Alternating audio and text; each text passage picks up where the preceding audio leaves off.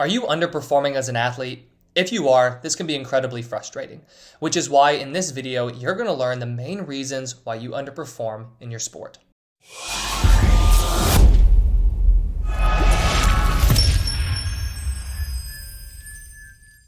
Hey there, I'm Eli Straw, mental performance coach and founder of SuccessStartsWithin.com.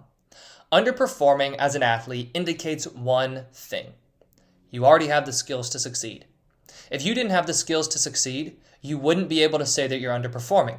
To be able to say you're underperforming, that comes from this baseline understanding that I have these skills and I'm showing them in practice or I'm showing them in training, yet come game time, I'm not able to repeat them. I'm not able to perform up to the level that I know I'm doing and I'm capable of during practice. So what is going on? Right there, we can eliminate one side of the equation, and that is the physical skills. If you know you're underperforming, it's very likely not going to be physical. The only reason being you have that baseline understanding of, I have the skills to succeed. So right there, you already have the skills to succeed. So now we have to look at the other side of the equation. That's the mental side. There are certain mental game challenges that are keeping you from performing your best on a consistent basis. What we're going to do is go into the 4 main mental game challenges that are going to keep you as an athlete from performing your best. Number 1 is performance anxiety. Sports performance anxiety refers to this state of extreme worry. You're worried about making a mistake because if you make a mistake, your stats are going to drop. If you make a mistake, the coach might bench you. You also might be thinking, I really have to do well today because my parents are watching. Or I really have to do well today because my friends or my girlfriend or my boyfriend are watching.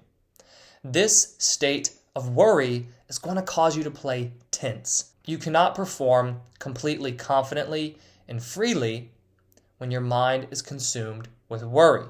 So that right there is a key reason why you're unable to take practice skills and turn them into game time execution. Reason number 2 is low confidence. If you don't trust in yourself, if you don't have this belief in yourself that you can succeed, the belief in your talents that they are good enough, then you're going to have a very difficult time performing well in games. Now, if you're saying that you're underperforming, like I said earlier in the video, this means that you have an understanding that you have skills, right? You have high levels of skills. You have skills that you should be translating into games. So right there, you may be thinking, well, I have high levels of self-confidence. No. You have an understanding that you have physical skills, which is completely different than having confidence in your skills, and more specifically, confidence in your ability to execute during games. Confidence is very, very task-oriented and situationally specific. You could have all the confidence in the world that you can perform well in practice, but you might not have any confidence at all in your ability to execute during games. So your lack of confidence in yourself, in your skills, and your ability to perform well during games, that's one of the main reasons why you're underperforming as an athlete. Reason number 3 is fear of failure. When you are so worried about failing, what's going to happen? You're playing tense, playing timidly. A lot of times when I'm talking to the athletes that I work with, I like to say, imagine yourself walking across a lake, and that lake has a thin layer of ice on top of it. How are you going to walk across that lake? Likely you're going to tiptoe, right? You're going to tiptoe across a lake because you're afraid. When you are playing with fear, I want you to imagine that you are playing just like you're tiptoeing across a lake. Now, if you're tiptoeing through your performance, do you really think that is going to give you the best possible chance of succeeding? No. To play your best, you have to take risks, but more importantly, you have to open yourself up to the risk of falling through the ice. You have to welcome mistakes because mistakes are necessary, and also the idea of being okay with making a mistake is what truly allows you to play your best. When you are worried about making a mistake, you're never going to play your best because you're always going to be tiptoeing. So when you struggle with the fear of failure, you're afraid of failing in your performance, that's going to be another key reason why you're underperforming. Lastly is going to be a lack of focus. A lack of focus on the process. A lack of focus on the things that are actually going to lead to you playing your best. It's really easy as an athlete to begin focusing too much on the outcome. But when you focus too much on the outcome, that is where 2 of the reasons I've already stated truly live.